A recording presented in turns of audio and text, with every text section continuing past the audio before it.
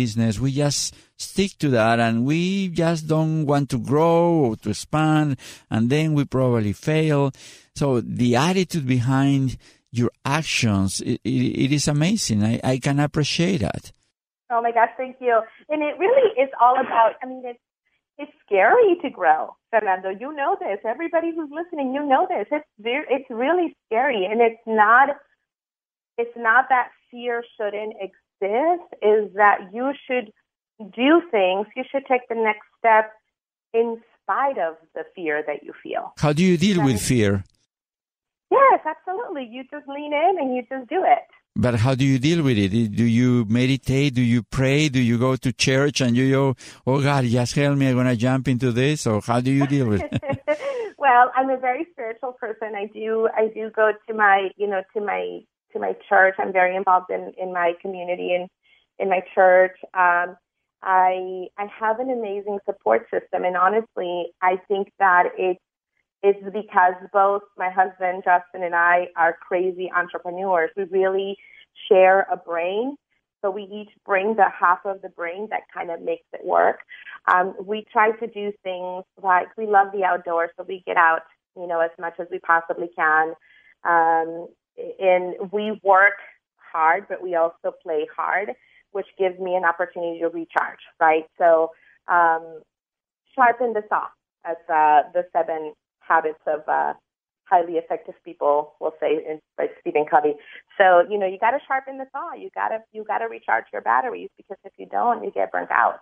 That's the right balance between work and family or playing in life, correct? Well, I've also learned, thank you for saying that, because I've also learned that balance is kind of a little bit of a fallacy in my personal experience.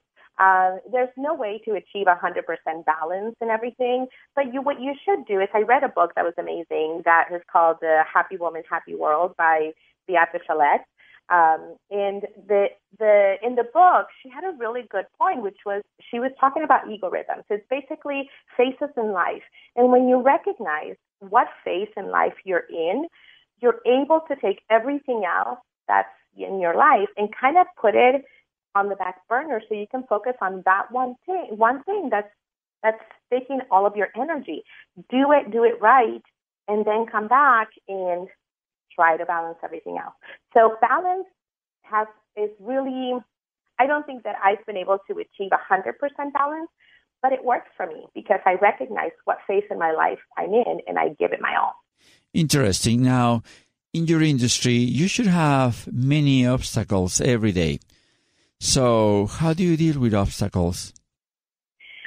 Well, obstacles are just kind of learning experiences.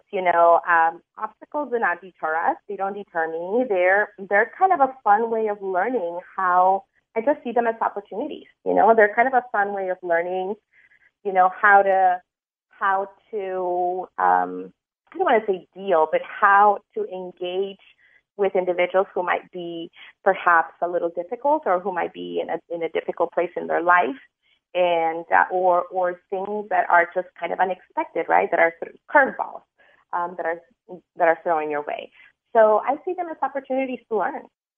Now, what I see here is that you are a reader, so you like to learn, and that's the backbone for any entrepreneur. Don't you think that learning and having your mind always ready and expanding in your concepts, in your visions, do you think that that's crucial or is fundamental for any entrepreneur? I am an avid learner. I'm an avid reader. I thanks to my dad, gracias papi por enseñarme a leer. He from a very young age, he was showing up with new books. I read La Cabaña del Tío Tom, Little Women, all kinds of books that are classics. And so it really taught me, it opened my eyes to things that you wouldn't normally see every day. So I take that, and then also the fact that I'm also married to an avid reader and an avid self-learner. And we just consume so much. And I got to tell you, I've learned so much as an entrepreneur, how people are doing things, and I learned, a new way that others are innovating, and it's really inspiring.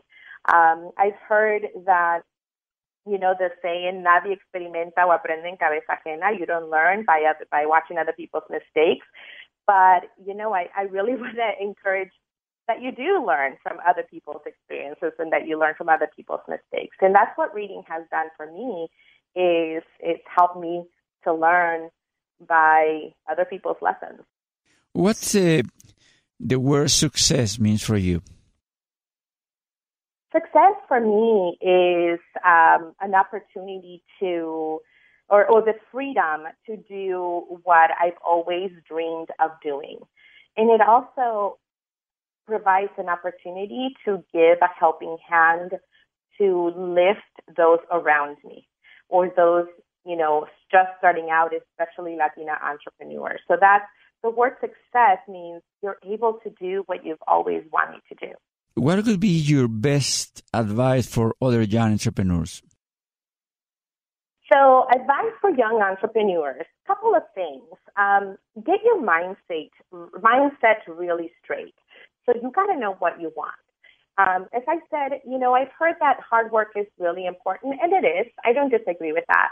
But it's even more important to be to have a good idea of what you want to do. It's not all about working a huge amount of hours. It's about being intentional about the work that you're doing.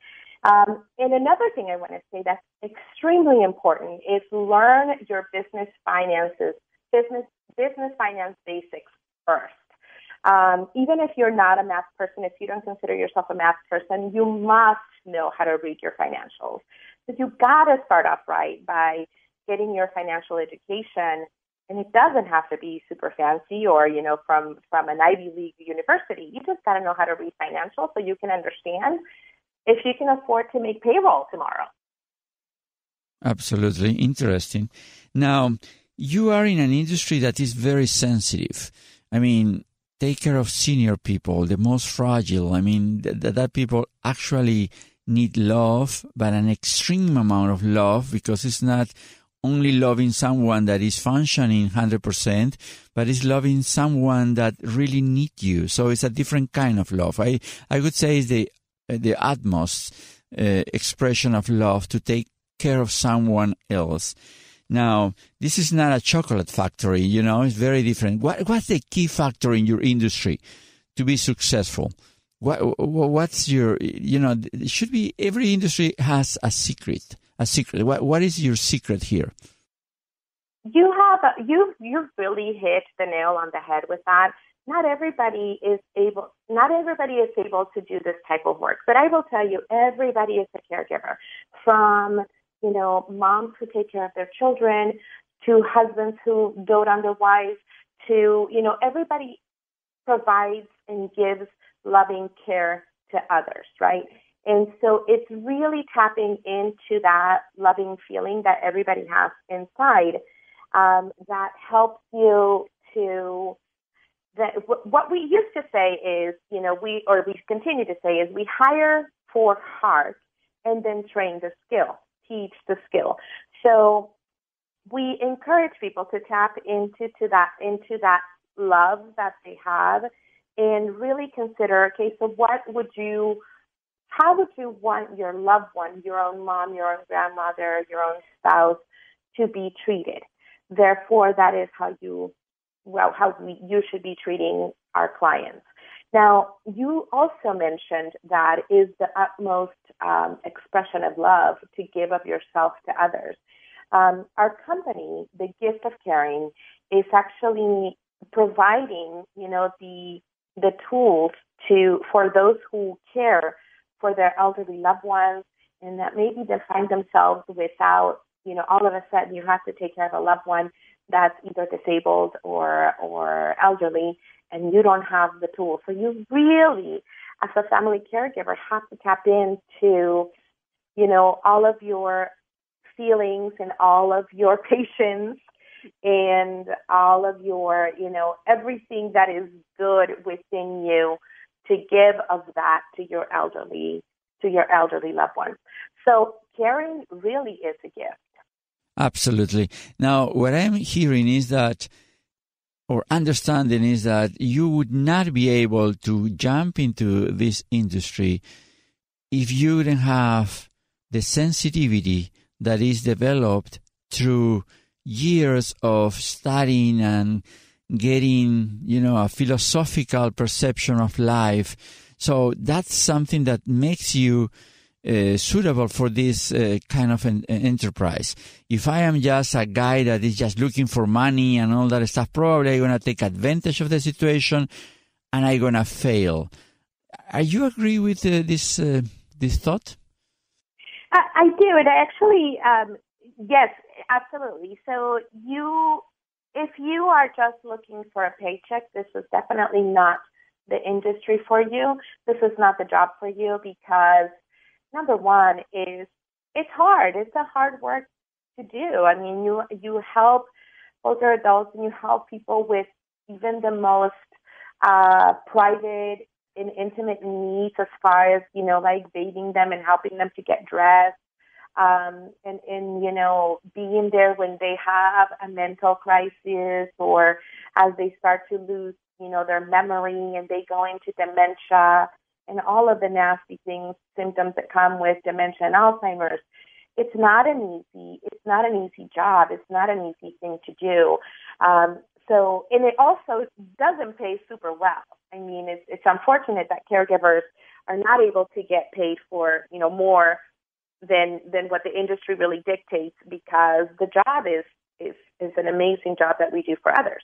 I wouldn't say necessarily that you need years of training, but I do definitely agree that you need to have the right intention and the right motivation. Money is not the right motivation. Helping others and being of service to others is. That's so interesting because nowadays, instant gratification is the rule, and the worst jobs are the most sacrificed.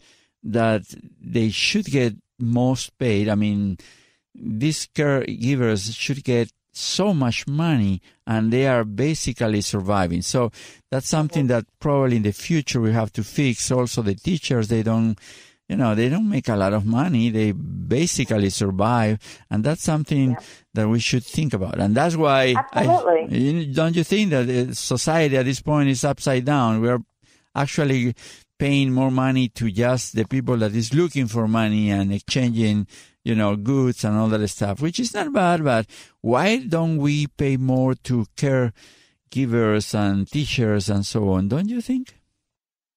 Well, I mean, I agree with you, and you're right. I mean, it is something that we need to be advocating for. Now, and then there's the other side of the coin is the family caregivers who get paid zero, right? They don't get paid anything to take care of their loved ones, and they are, dedicating their full life, and they put even themselves on the back burner to help their elderly loved ones, whether it's a parent who has, been diagnosed with dementia or who needs assistance, a grandparent, a spouse. And then if you then have a job and you have to balance your job with your kids, your grandkids, and then also caring for an elderly loved one, it can be a very stressful position to be in. Absolutely. If I could be president of the world, I will double the salary for the teachers and triple the salary for the caregivers, at hospitals and all that. I mean, that's so amazing. I would vote for you. Okay, I will let you know when I launch, when I run for office of the world, not of one country, okay? All right, so I had a question. If you have a huge billboard in your city, the most important corner, what message would you put on it beside your business name, of course? So I would say that you need to constantly reinvent yourself. So two things. Number one, look around you. What are the needs constantly reinvent yourself, in being